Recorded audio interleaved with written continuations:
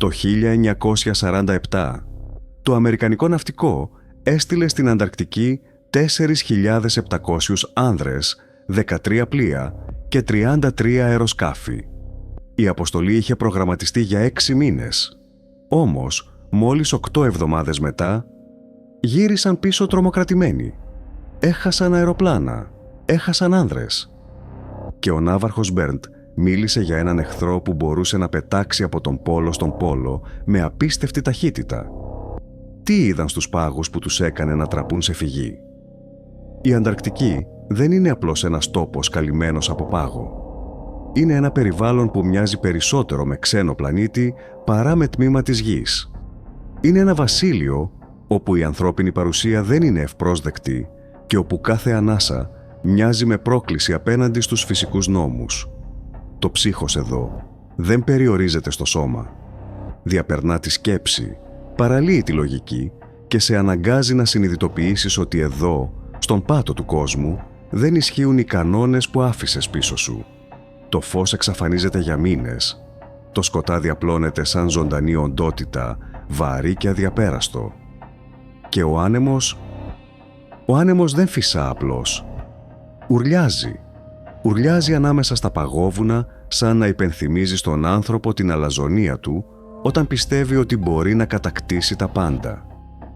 Παρ' όλα αυτά, στα τέλη του 1946, η ανθρωπότητα και ειδικά οι Ηνωμένες Πολιτείες αποφάσισαν να δοκιμάσουν τις αντοχές τους. Όχι με μια απλή εξερευνητική ομάδα, αλλά στέλνοντας μια από τις μεγαλύτερες στρατιωτικές αποστολές που είχαν ποτέ κατευθυνθεί προς τον Νότιο Πόλο. Η επιχείρηση ονομάστηκε Operation High Jump. Επισήμως, παρουσιάστηκε στο κοινό ως μια απλή άσκηση εκπαίδευσης προσωπικού σε ακραίες πολικές συνθήκες. Μια απλή δοκιμή εξοπλισμού. Ωστόσο, όποιος κοιτούσε προσεκτικά το λιμάνι του Νόρφολκ πριν τον απόπλου, θα έβλεπε ότι το μέγεθος της δύναμης ήταν τρομακτικά δυσανάλογο. Η Task Force 68 δεν ήταν μια επιστημονική αποστολή. Ήταν ένας πλωτός στρατός εισβολής. 13 πλοία, υποβρύχια, αντιτορπιλικά, παγοθραυστικά. Και στο επίκεντρο όλων, ο γίγαντας. Το αεροπλανοφόρο USS Philippine Sea, που διέσχιζε τα παγωμένα νερά σαν μεταλλικό θηρίο, φορτωμένο με τα πιο σύγχρονα πολεμικά αεροσκάφη της εποχής. Πάνω από 4.700 άνδρες, πιλότοι, πεζοναύτες, μηχανικοί, επιβιβάστηκαν με την πεποίθηση ότι επρόκειτο για ρουτίνα. Αλλά στα ανώτερα κλιμάκια, η ατμόσφαιρα ήταν διαφορετική. Στους διαδρόμους του Πενταγώνου κυκλοφορούσαν ήδη οι ψίθυροι. Ψίθυροι για τη λεγόμενη βάση 211. Ένα υποτιθέμενο τελευταίο οχυρό του Τρίτου Ράιχ. Φήμες έλεγαν ότι οι κορυφαίοι ναζί επιστήμονες και τα σχέδια των μυστικών τους όπλων δεν χάθηκαν στο Βερολίνο, αλλά φυγαδεύτηκαν με υποβρύχια στη γη της βασίλισσας Μοντ. Ο ναύαρχος Ρίτσαρντ Μπέρντ, ο θρύλος των πόλων, δεν πήγαινε για να κάνει χάρτες. Πήγαινε για να βεβαιωθεί ότι ό,τι κρυβόταν στους πάγους θα έμενε θαμμένο εκεί. Η αποστολή ξεκίνησε με την αλαζονία του νικητή του Δεύτερου Παγκοσμίου Πολέμου. Πίστευαν ότι ο πάγος και οι όποιοι κάτοικοι του θα υποχωρούσαν μπροστά στην πυρηνική υπερδύναμη της Αμερικής. Έκαναν λάθος. Όσο τα πλοία προχωρούσαν νοτιότερα, η θάλασσα γινόταν πιο άγρια και ο ορίζοντας πιο εχθρικός. Οι πρώτες αναφορές ήταν ανησυχητικές. Ανεξήγητα προβλήματα επικοινωνίας. Ραντάρ που εμφάνιζαν φαντάσματα. Αεροσκάφη που έχαναν τον προσανατολισμό τους σε καθαρό ουρανό. Και τότε, στα τέλη Φεβρουαρίου του 1947, η εκπαίδευση μετατράπηκε σε εφιάλτη. Δεν υπάρχουν επίσημα βίντεο στα δελτία ειδήσεων, αλλά υπάρχουν οι μαρτυρίες των ανδρών που γύρισαν πίσω τρέμοντας. Περιγράφουν τη θάλασσα να βράζει, όχι από ηφαίστειο, αλλά από αντικείμενα που αναδύθηκαν μέσα από το νερό. Υπτάμενοι δίσκοι, σχήματα που αψηφούσαν την αεροδυναμική. Κινούνταν αθόρυβα, χωρίς καυσαέρια, χωρίς φτερά. Οι αναφορές μιλούν για ταχύτητες που έκαναν τα αμερικανικά μαχητικά κορσέρ να μοιάζουν ακίνητα. Θρύλοι που συνδέονται με το πλήρωμα του αντιτορπιλικού USS Murdoch μιλούν για κόλαση. Λένε ότι το πλοίο δέχτηκε επίθεση από ακτίνες που έλειωναν το μέταλλο σαν κερί. Αεροσκάφη έπεφταν από τον ουρανό σαν χτυπημένα έντομα. Ο ασύρματος γέμισε πανικό. Δεν μπορούμε να τους στοχεύσουμε. Είναι παντού. Οι φωνές στα κανάλια επικοινωνίας έγιναν κραυγές φόβου και σύγχυση, μέχρι που πολλές γραμμές σίγησαν εντελώς. Μέσα σε λίγες ώρες, η πανίσχυρη αμερικανική αρμάδα είχε νικηθεί. Όχι από στρατό, αλλά από τεχνολογία που δεν έπρεπε να υπάρχει στη γη το 1947. Η αποχώρηση δεν ήταν στρατηγική, ήταν φυγή. Η αποστολή που είχε σχεδιαστεί για 8 μήνες τερματίστηκε βίαια σε μόλις 8 εβδομάδες. Γύρισαν πίσω με νεκρούς με κατεστραμμένα αεροπλάνα και με μια σιωπή που ήταν πιο βαριά από τον πάγο. Όταν τα πλοία έφτασαν στη Χιλή, πριν προλάβουν οι λογοκριτές της Ουάσιγκτον να επέμβουν, ο ναύαρχος Μπέρντ έκανε το λάθος να μιλήσει. Εμφανίστηκε μπροστά στους δημοσιογράφους της Ελ Μερκούριο με βλέμμα βαρύ. Δεν μίλησε σαν πολιτικός. Μίλησε σαν στρατιώτης που έχει δει το τέλος του κόσμου. Τα λόγια του έχουν καταγραφεί. Οι Ηνωμένες Πολιτείες πρέπει να προετοιμαστούν. Η επόμενη σύγκρουση δεν θα είναι όπως οι προηγούμενες. Ο εχθρός διαθέτει αεροσκάφη ικανά να πετούν από πόλο σε πόλο με απίστευτες ταχύτητες. Ήταν μια προειδοποίηση. Αλλά κανείς δεν ήθελε να ακούσει. Τον έκλεισαν σε ψυχιατρικές εξετάσεις. Τον απομόνωσαν. Η ιστορία της μάχης της Ανταρκτικής θαύτηκε. Αλλά ο Μπέρντ δεν σταμάτησε να γράφει. Μετά τον θάνατό του, άρχισε να κυκλοφορεί ένας επίμονος θρύλος. Ένα χαμένο ημερολόγιο. Κανείς δεν μπορεί να αποδείξει την αυθεντικότητά του, αλλά η λεπτομέρεια που περιέχει είναι ανατριχιαστική. Σε αυτό, ο Μπέρντ περιγράφει μια πτήση πέρα από τον πόλο. Μια πτήση που ξεκίνησε κανονικά πάνω από το λευκό χάος. Αλλά ξαφνικά η πυξίδα τρελάθηκε. Ο δείκτης άρχισε να περιστρέφεται σαν δαιμονισμένος. Το αεροπλάνο δεν υπάκουε. Και τότε ο ορίζοντας άλλαξε. Το εκτυφλωτικό λευκό του πάγου άρχισε να ξεθοριάζει. Κάτω από τα φτερά του, αντί για παγετώνες, είδε βουνά. Όχι χιονισμένα, σκούρα βουνά. Και ανάμεσά τους, πράσινο, κοιλάδες, ποτάμια, δάση. Το θερμόμετρο στο πιλωτήριο άρχισε να ανεβαίνει επικίνδυνα. Από τους μείον 40 βαθμούς έφτασε στους συν 10. Ο Μπέρντ γράφει ότι δεν πίστευε στα μάτια του.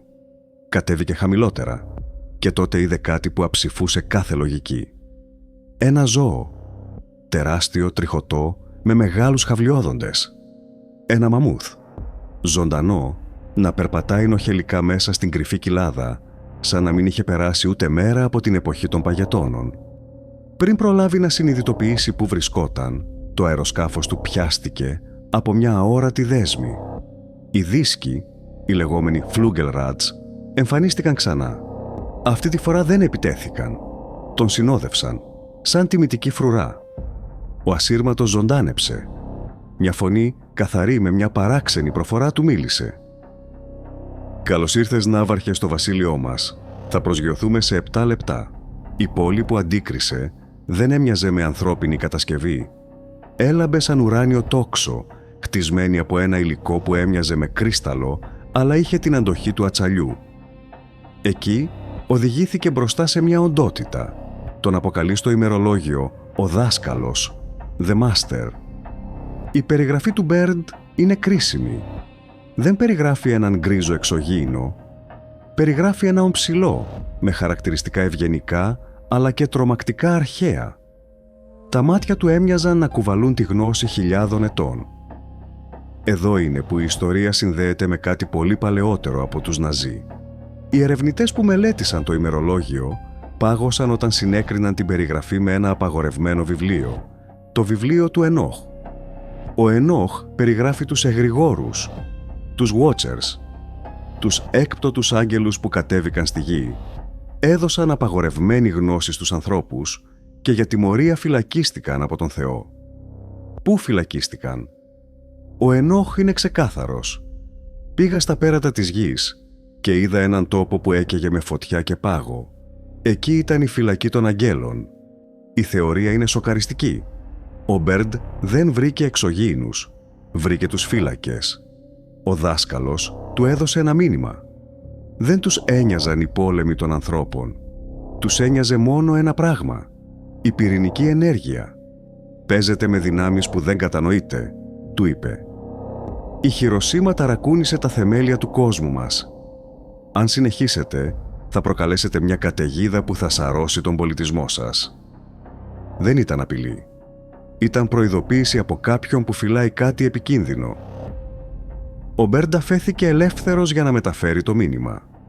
Αλλά η κυβέρνηση επέλεξε τη σιωπή. Και ερχόμαστε στο σήμερα.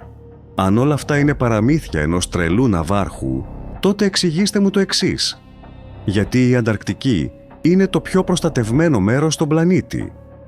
Γιατί υπάρχει το Antarctic Treaty, η μόνη συνθήκη που τηρούν ευλαβικά όλες οι χώρες, ακόμη και όταν πολεμούν μεταξύ τους. Σκεφτείτε το αυτό για ένα λεπτό. Ζούμε σε έναν κόσμο όπου τα έθνη σκοτώνονται για μερικά μέτρα γης, για πετρέλαιο, για σύνορα. Κι όμως, για την Ανταρκτική, μια ήπειρο μεγαλύτερη από την Ευρώπη, γεμάτη πιθανότατα με ορυκτό πλούτο, συμφώνησαν όλοι να μην την αγγίξουν. Η συνθήκη της Ανταρκτικής δεν είναι απλώς μια περιβαλλοντική συμφωνία. Είναι ένα στρατιωτικό συμβόλαιο σιωπής. Απαγορεύει την εγκατάσταση στρατευμάτων, απαγορεύει τις πυρηνικές δοκιμές, αλλά κυρίως απαγορεύει την ανεξάρτητη εξερεύνηση. Αν εσύ αύριο το πρωί πάρεις ένα σκάφος και προσπαθήσεις να πλεύσεις προς τον νότο χωρίς άδεια, δεν θα σε σταματήσει ο καιρός. Θα σε σταματήσει το πολεμικό ναυτικό. Θα σε γυρίσουν πίσω με την απειλή όπλων. Ποιον προστατεύουν? Τους πιγκουίνους? Ή μήπως υπάρχει ένας φράχτης που δεν πρέπει να πλησιάσουμε? Και το πιο σημαντικό, γιατί πηγαίνουν όλοι εκεί? Γιατί ο Πατριάρχης Κυρίλλος της Ρωσίας πήγε στην Ανταρκτική για να τελέσει λειτουργία? Γιατί ο Τζον Κέρι, την ημέρα των Αμερικανικών εκλογών, βρισκόταν στην Ανταρκτική? Και θυμηθείτε τον Μπάζ Άλντριν, τον άνθρωπο που πάτησε στη σελήνη. Πήγε στην Ανταρκτική, αρρώστησε ξαφνικά και χρειάστηκε να εκενωθεί επειγόντως. Λίγο πριν φύγει, ανέβασε μια φωτογραφία μιας πυραμίδας πάγου στο Twitter με τη λεζάντα. «Είμαστε όλοι σε κίνδυνο. Είναι το ίδιο το κακό. It is evil itself». Το tweet διαγράφηκε μέσα σε λίγα λεπτά. Ίσως τελικά το πιο ανησυχητικό ερώτημα δεν είναι αν αυτές οι ιστορίες είναι αληθινές. Το ερώτημα είναι γιατί φοβόμαστε τόσο πολύ να κοιτάξουμε προς τον νότο.